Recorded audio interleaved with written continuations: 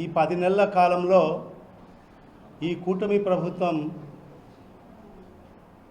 గతంలో ఎన్నికల్లో ఇచ్చిన హామీలను విస్మరించి మరి పేద బడుగు బలహీన వర్గాలకు, మహిళలకు, విద్యార్థులకు, రైతులకు ఇచ్చిన హామీలు నెరవేర్చుకోకుండా మరి ఈ 10 నెలల కాలంలో మరి ఈ ప్రభుత్వం చేసిన ఘనత ఏదంటే ఈ 10 నెలల కాలంలో ఈ రాష్ట్ర వ్యాప్తంగా మద్యం అనేది ఏరులై పారుతుంది. మద్యం అనేది ఏరులై పారుతుంది. ప్రతి గ్రామానికి బెల్ట్ షాపులు పెట్టి మరి ఈరోజు మద్యాన్ని ఆ బెల్ట్ షాపుల ద్వారా ప్రతి ఇంటికి డోర్ డెలివరీ చేస్తున్న పరిస్థితి ఈరోజు మనం గమనిస్తున్నాం. గ్రామాల్లో పూర్వకాలం నుంచి మనం సంతలు జరుగుతుంటాయి. మరి ఆ సంతల్లో ప్రజలందరూ కూడా, గ్రామ ప్రజలు, ఆ చుట్టుపక్కల గ్రామ ప్రజలందరూ కూడా వచ్చి వాళ్ళకు సంబంధించిన నిత్యావసర వస్తువులు, కూరగాయలన్నీ కూడా కొనుగోలు చేస్తున్న పరిస్థితి మనం ప్రతి వారము సంతలు నిర్వహించుకోవడం జరుగుతుంది. మరి అలాంటి సంతలను కూడా వదలుకోకుండా మరి ఆ సంతల్లో కూడా బెల్ట్ షాపులు పెట్టి మరి ఆ గ్రామస్తులందరికీ కూడా మరి ఆ సంతల్లో కూడా మద్యాన్ని అందించిన ప్రభుత్వం మరి ఈ కూటమి ప్రభుత్వం. మరి అదే కాకుండా ఈరోజు గాంజాయి, మత్తు పానీయాలు టన్నుల కొద్దీ ఈరోజు విద్యార్థుల చేత కూడా విక్రయిస్తున్న పరిస్థితి ఈరోజు మనం గమనిస్తున్నాం. ఇక్కడ అక్కడ అని లేకుండా ప్రతి చోట కూడా ఈరోజు గాంజాయి, మత్తు పదార్థాలు విపరీతంగా దొరుకుతున్న పరిస్థితి కూడా ఈరోజు మనం చూస్తున్నాం. మరి అదే కాకుండా మరి గ్యాంబ్లింగ్, ఎక్కడ చూసినా కూడా విపరీతంగా ఇష్టం వచ్చినట్టు గ్యాంబ్లింగ్ నిర్వాహకులు నిర్వహిస్తున్న పరిస్థితి ఈరోజు మనం ఈ రాష్ట్ర వ్యాప్తంగా కనిపిస్తుంది. అడ్డు అదుపు లేకుండా తెలుగుదేశం పార్టీకి సంబంధించిన నాయకులే దాన్ని నిర్వహిస్తూ ఈరోజు కోట్లాది రూపాయలు ప్రజల సొమ్మును దోచుకునే దానికోసం మరి ఈరోజు ఈ 10 నెలల కాలంలో మరి ఈ కూటమి ప్రభుత్వం చేసిన ఘనత అంటే మరి ఇది చెప్పుకోవచ్చు మనం. మద్యం, గాంజాయి, మత్తు పదార్థాలు, మరి జూదం, మరి ఇది ఎక్కడ ఏ చిన్న గ్రామంలో కూడా ప్రజలకు అందుబాటులో ఉంది. ఎంత పెద్ద స్థాయి ఊర్లలో కూడా మరి ఇది అందరికీ అందుబాటులో ఉండే పరిస్థితి మనం గమనిస్తున్నాం. గత 2 రోజులుగా అన్ని న్యూస్ పేపర్ ఛానల్స్లలో కొన్ని కథనాలు రావడం జరిగింది. మరి ఆ కథనాలు ఏంటంటే, ఒక అతను ఎవరో అశోక్ రెడ్డి అతను గత 2 రోజుల మునుపు ఏమో జూదం ఆడిపిస్తూ రాయచూటి అన్నమయ్య జిల్లాకు సంబంధించిన పోలీసు వాళ్ళు అతన్ని అరెస్ట్ చేయడం జరిగింది. అరెస్ట్ చేసి ఏదో 41 నోటీస్ ఇచ్చి మరి ఆయనకు 41 నోటీస్ ఇచ్చి వదిలేసిన పరిస్థితి మనం న్యూస్ పేపర్లలో చూడడం జరిగింది. మరి ఆ న్యూస్ పేపర్లు కూడా, ఆ న్యూస్ పేపర్ల యాజమాన్యాలు కూడా వాస్తవాలు తెలుసుకోకుండా మరి ఆ కథనాలు రాయడం అనేది ఎంతవరకు సమంజసమో ఒకసారి ఆ యాజమాన్యాలు కూడా ఆత్మ పరిశీలన చేసుకోవాల్సిన అవసరం ఉంది. మరి ఎవరైతే ఈ జూదం ఆడిస్తూ పట్టుబట్టిన అశోక్ రెడ్డి వైఎస్ఆర్ కాంగ్రెస్ పార్టీ నాయకుడు అని చెప్పడము ఇది చాలా బాధాకరమైన విషయం. మరి అశోక్ రెడ్డి అనేది ఇతను అశోక్ రెడ్డి అతను ఎవరైతే జూదం ఆడిపిస్తూ పోలీసులకు పట్టుబడిన వ్యక్తి అశోక్ రెడ్డి, రాజారెడ్డి స్ట్రీట్ ఆ 23వ డివిజన్కు సంబంధించి 24వ డివిజన్కు సంబంధించి అతను టీడీపీ ఇన్ఛార్జ్గా ఉన్నాడు. ఏంటి, తెలుగుదేశం పార్టీ 24వ డివిజన్ ఇన్ఛార్జ్గా వ్యవహరిస్తున్నాడు.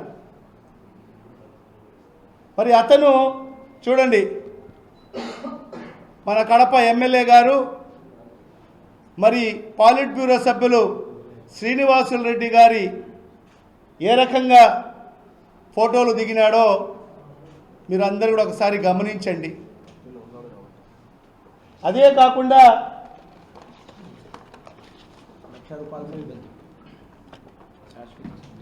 తెలుగుదేశం పార్టీ సభ్యత్వం కార్యక్రమం చేపట్టడం జరిగింది. ఇతను ₹1,00,000 చెల్లించి శాశ్వత సభ్యత్వం తెలుగుదేశం పార్టీలో తీసుకోవడం జరిగింది. శాశ్వత సభ్యత్వం తీసుకోవడం జరిగింది. అంటే ఇతను వైఎస్ఆర్ కాంగ్రెస్ పార్టీ నాయకుడా, తెలుగుదేశం పార్టీ నాయకుడా? ఒకసారి ప్రజలందరూ కూడా గమనించాలి. మరి ఇలాంటి వ్యక్తులకు, యువతకు తప్పుదోవ పట్టిస్తూ మరి వాళ్లతో జూదం ఆడిపిస్తూ పోలీసులకు పట్టుబట్టిన తర్వాత కూడా 41 నోటీస్ ఇచ్చి వదిలేయడం వెనకల ఎవరి హస్తం ఉందని పోలీసులు నిగ్గు తేల్చాల్సిన అవసరం ఉంది.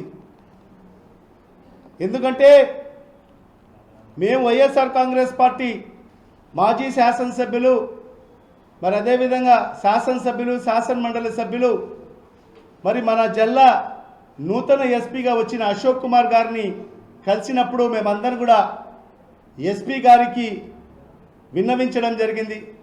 మరి ఈ జిల్లాలో విపరీతంగా ఈ గంజాయి, మత్తు పదార్థాలు, మరి అదేవిధంగా క్రికెట్ బెట్టింగు, మరి అదేవిధంగా ఏదైతే ఈ గ్యాంబ్లింగ్ ఆడిపించడం ఎక్కువైపోయింది, దీని అదుపు లేదు, దీన్ని మీరు ఖచ్చితంగా కంట్రోల్ చేయాలి అని చెప్పి కూడా మా యొక్క అభ్యర్థనని నూతన ఎస్పీగా వచ్చిన అశోక్ కుమార్ గారిని కూడా తెలియపరచడం జరిగింది. అప్పుడు మాకు మాట ఇవ్వడం జరిగింది ఎస్పీ గారు, ఖచ్చితంగా మేము స్పెషల్ డ్రైవ్ చేస్తాం, ఖచ్చితంగా దీన్ని ఎక్కడ ఎవరైనా కూడా, ఎంతటి వారైనా కూడా ఉపేక్షించే పరిస్థితి ఉండదు అని చెప్పి మాకు మాట కూడా ఇవ్వడం జరిగింది. ఎందుకంటే ఎస్పీ గారు మరి ఈ జిల్లా గురించి ఆయనకు బాగా తెలుసు. గతంలో ఈ జిల్లాలో సుమారుగా 3 సంవత్సరాలు ఆయన డిఎస్పీగా చేయడం జరిగింది. ఎవరు ఎలాంటి వాళ్ళు, మరి ఎక్కడెక్కడ మరి ఇలాంటి ఏదైతే కార్యక్రమాలు జరుగుతాయని చెప్పి కూడా ఆయనకు బాగా తెలుసు. కాబట్టి మరి ఈరోజు ఈ స్పెషల్ డ్రైవ్ల ద్వారా మరి ఈరోజు పట్టుబడిన వ్యక్తిని మరి ఈరోజు 41 నోటీస్ ఇచ్చి వదిలేశారంటే మరి దీని వెనకల ఎవరి హస్తం ఉంది, ఏ నాయకుల హస్తం ఉంది? మరి ఆ నాయకులకు, ఈ జూదం ఆడిపించే నాయకుడికి మరి ఎలాంటి లావాదేవీలు ఉన్నాయి? ప్రతిరోజు లక్షల రూపాయలు చేతులు మారే ఈ జూదంలో మరి ఈ నాయకులకు వాటా ఎంత? అలాంటి వాటా లేకపోతే మరి ఎవరో ఒకడు ఇలాంటి ఇల్లీగల్ యాక్టివిటీస్ చేస్తూ ఉంటే, జూదం ఆడిపిస్తూ ఉంటే పోలీసు వాళ్ళు పట్టుబట్టిన తర్వాత మరి అతనికి నోటీస్ ఇచ్చి వాడు బయటికి ఎలా తిరుగుతున్నాడు అనేది పోలీస్ డిపార్ట్మెంట్ వాళ్ళు కూడా సమాధానం చెప్పాల్సిన అవసరం ఉంది. మరి కేవలం ఏ కార్యక్రమం జరిగినా కూడా ఇలాంటిది, ఏ కార్యక్రమం జరిగినా కేవలం వైఎస్ఆర్ కాంగ్రెస్ పార్టీ మీద బురద జల్లడం మాత్రమే. ఈరోజు చూస్తే రాష్ట్ర వ్యాప్తంగా కాకుండా జిల్లా వ్యాప్తంగా మన కడప నగరంలో ఈరోజు అనేక భూములు అన్నక్రాంతం అవుతున్నాయి, భూదందాలు విపరీతంగా జరుగుతున్నాయి. దీనికి కారకులు ఎవరు? దీనికి వెనకల ఉండి వాళ్ళకు భుజం తట్టి నడిపిస్తున్న నాయకులు ఎవరు? మరి ఏం జరిగినా కూడా వైఎస్ఆర్ కాంగ్రెస్ పార్టీ నాయకులు అని చెప్పి ఈ మీడియా యాజమాన్యాలు కూడా దీన్ని ప్రచురించడం నిజంగా చాలా బాధాకరమైన విషయం. వాస్తవాలు తెలుసుకొని మరి ఆ మీడియా, ఆ ప్రింట్ మీడియా కానీ ఎలక్ట్రానిక్ మీడియా మేనేజ్మెంట్లు కూడా వివరించాల్సిన అవసరం ఎంతైనా ఉందని చెప్పి కూడా ఈ సందర్భంగా వాళ్ళకందరికీ కూడా విజ్ఞప్తి చేస్తున్నాను. మా నాయకుడు ఒకటే చెప్పాడు, గతంలో కూడా ఎవరైనా అలాంటి కార్యక్రమాలకు పూనుకుంటే ఎవరిని ఉపేక్షించే పరిస్థితి ఉండేది కాదు. ఎందుకు దానికి ఉదాహరణ స్వయంగా ఆయన బంధువు కొండారెడ్డి గారు ఏదో కాంట్రాక్టర్ని ఫోన్లో బెదిరించాడని చెప్పి అతని మీద కేసు పెట్టి అతనికి రిమాండ్కి పంపించిన ఘనత జగన్మోహన్ రెడ్డి గారిది. బంధుత్వం కూడా చూడకోకుండా అలాంటి ఇల్లీగల్ యాక్టివిటీస్ చేస్తే ఉపేక్షించే పరిస్థితి ఉండేది కాదు. మరి ఈరోజు విచ్చలవిడితనం అయిపోయింది. ఈరోజు 10 నెలల కాలంలో ఈ కూటమి ప్రభుత్వంలో అదుపు లేకుండా ఉంది భూదందా కార్యక్రమాలకు. మరి ఈ గంజాయికి కానీ మత్తు పదార్థాలకు, మత్తు పానీయాలకు, మరి ఈరోజు గ్యాంబ్లింగ్కి నాయకులే వెన్ను తడిపి ఈరోజు ప్రోత్సహిస్తున్న పరిస్థితి కూడా ఈరోజు మనం గమనిస్తున్నాం. మరి ఇవన్నీ కూడా మేము జిల్లా ఎస్పీ గారికి డిమాండ్ చేస్తున్నాం. ఖచ్చితంగా ఎవరైతే ఇలాంటి ఇల్లీగల్ యాక్టివిటీస్ చేస్తున్నారో వాళ్ళు ఎంతటి వారైనా, వాళ్ళను ప్రోత్సహిస్తున్న వారిని కూడా ఎంతటి వారైనా కూడా వాళ్ళ మీద కూడా కేసులు పెట్టాలని చెప్పి కూడా మేము జిల్లా ఎస్పీ గారికి డిమాండ్ చేస్తున్నాం. మరి అదే కార్యక్రమంలో భాగంగా గతంలో ఇదే మన కడప ఎమ్మెల్యే గారు, మరి పాలిట్ బ్యూరో సభ్యులు శ్రీనివాసులు రెడ్డి గారు మరి అనేక ఆరోపణలు చేశారు. వైఎస్ఆర్ కాంగ్రెస్ పార్టీ నాయకులు భూదందాలు చేస్తున్నారు, ఎక్కడ పడినా అక్కడ స్థలాలు ఆక్రమించుకుంటున్నారని చెప్పి. మరి ఇవాళ ఎవరి ప్రభుత్వం అధికారంలో ఉంది? ఎవరి ప్రభుత్వం అధికారంలో ఉంది? మీ ప్రభుత్వం అధికారంలో ఉంది.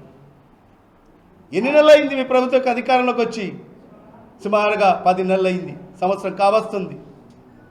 మరి ఎందుకు ఎవరైతే అన్యాక్రాంతాలు చేశారో, ఎవరైతే భూదందాలు చేశారో, ఎవరైతే భూ ఆక్రమణలు చేశారో మరి వాళ్ళను ఎందుకు ఇంతవరకు మీరు శిక్షించలేదు అని చెప్పి కూడా ఈ సందర్భంగా మీడియా ముఖంగా మేము ఎమ్మెల్యే గారికి డిమాండ్ చేస్తున్నాను.